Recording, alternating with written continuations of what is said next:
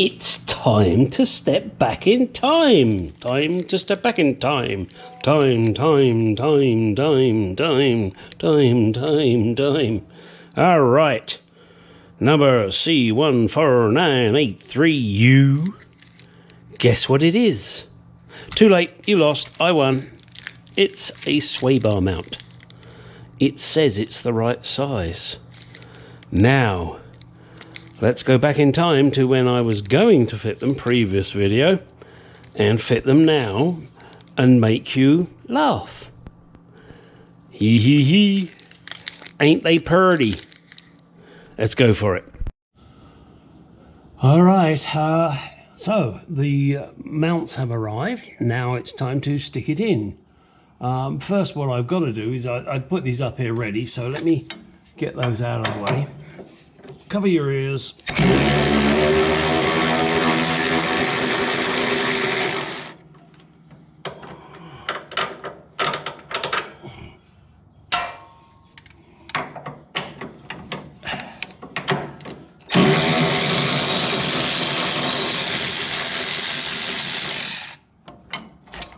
Right. So now I have the fun bit, and that is to get everything in order, as I think it was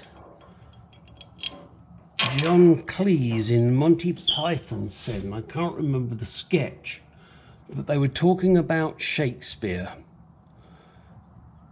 and he said, I think he was talking about Othello, and he said, hey, the words are all there, Eddie, baby. Now all you've got to do is get them in the right order.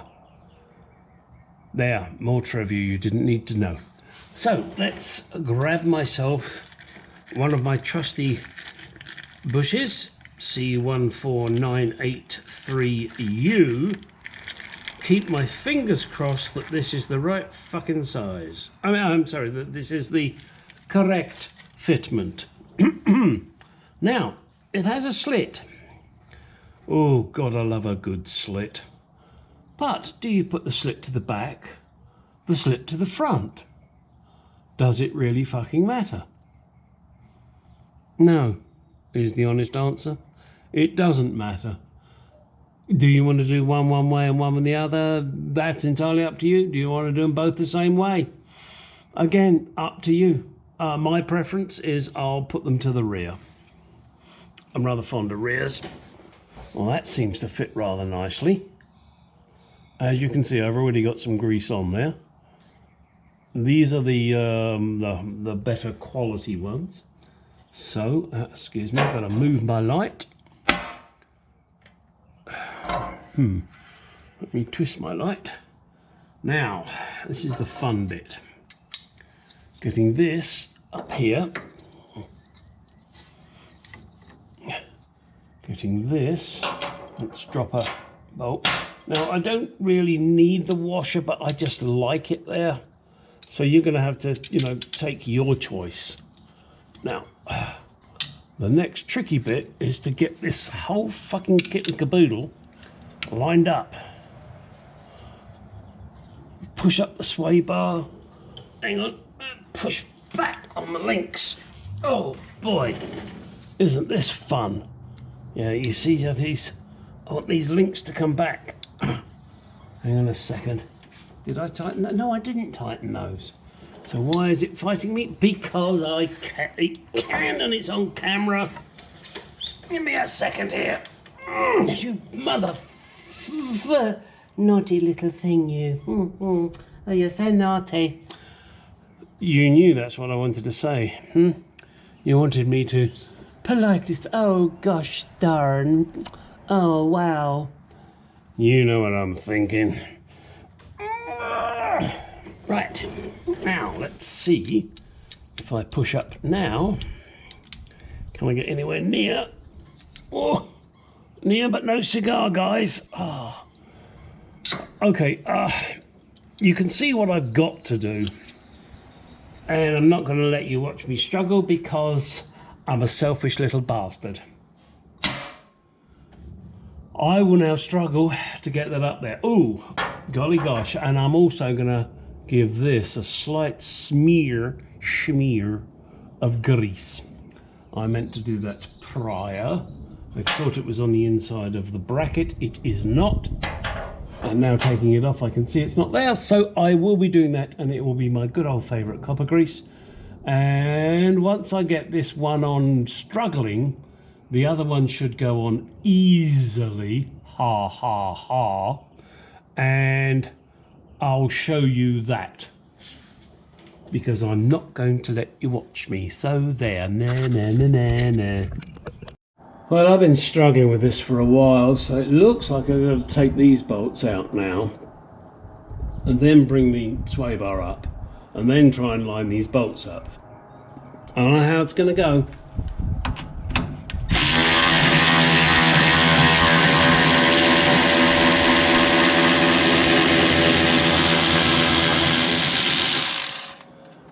I don't know how they did this in the factory.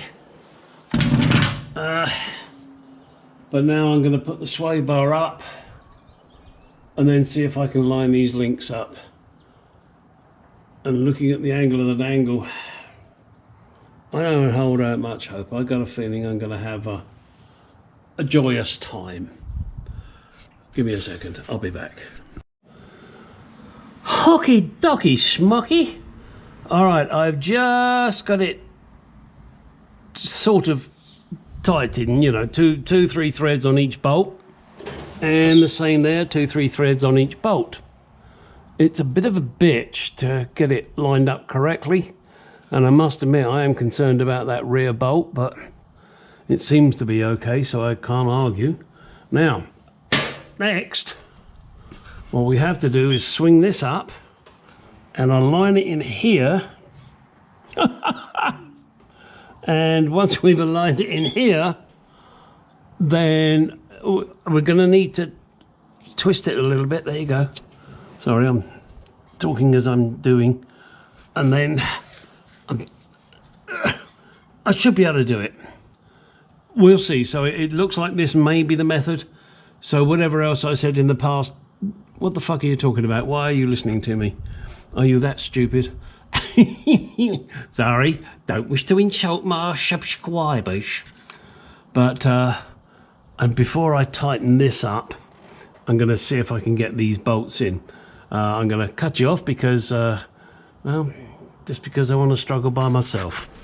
Righty. Alright. Who said that? Can't remember, doesn't matter.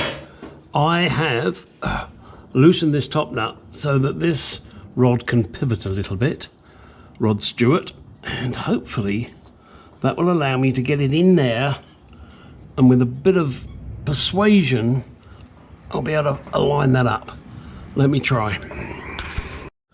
Okay, overview time.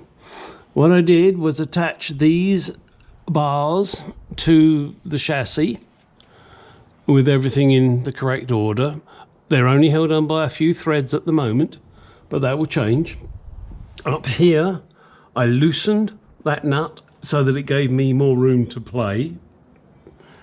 I then managed to get this partially aligned using, he says, oops, sorry, my little spiky. And I discovered once I'd got the spike in through this side, the link stayed in place, which was rather pleasing. Then on the other side, you could see which way it needed to go, and you fiddle-dee-diddled it, and it went that way. It was great. Now, something I do, and as always with everything I do and everything I say, you do it how the fuck you like. I do it my way, as Frank Sinatra said, and without redemption, I think it was. No, I won't sing it. Well, I could, but I won't, because, well, you'd end up crying because my singing is so beautiful. I put the bolt in this way. My stupid thought on this is it's a slight down angle, and if the nut did come off, then maybe the bolt would stay in. Reality, who the fuck knows? Again, I did it my way. Okay, so the sway bar is now nearly in. I've just got to tighten everything up. I'm going to tighten these up, and I'll do them in order to make sure that I don't forget. Do those, do those, do those, do those. Just don't forget, you know? It's so easy when you're doing so much and you get excited and you get an erection. I'm sorry, I didn't say that out loud, did I? No, of course not. You get carried away. Oh, God, got this. Oh, that's done. That's done. Yeah, make sure it's done. Will be my caveat. Make sure everything's done. So she's looking beautiful under here, as you saw me do in a previous video adjusting this. What I do have to say now is that my baby's going back to the body shop. Oh, gosh darn. Well, it's got to be fixed. As you saw in previous videos, I was not a happy bunny with the fitting of the grill. I thought it was okay until I fitted the grill and I discovered it really wasn't. The body shop are being absolutely fucking amazing here in dealing with this. You know, I've paid them a lot of money, I really have. And, you know, they could have said, well, you know, you didn't fucking tell us, but they're a body shop. They should know better. They should research it. They should make sure everything is okay, as it should be for this particular car. Whether you are an American body shop, a Japanese body, it doesn't really matter. You are taking someone's vehicle, someone's money to do it correctly. They, as the customer, are trusting you to know your shit. And if you don't know a particular model, look it up. Go out there, research it, see how that little clip works, see how this corner looks. Do the research. Pay the price for the charge you're making. Anyway, that aside, getting back to Santan Hot Rods, who are the people that are doing the bodywork on this car.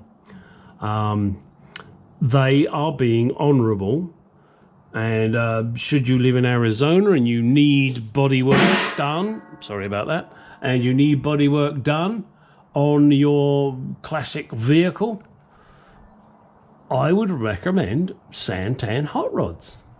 They do absolutely amazing work, and the main guy you want to speak to is Jerry. He's a good guy, and the bodywork guy, Robbie, man, does he know how to do shit. I mean, he makes stuff look so easy.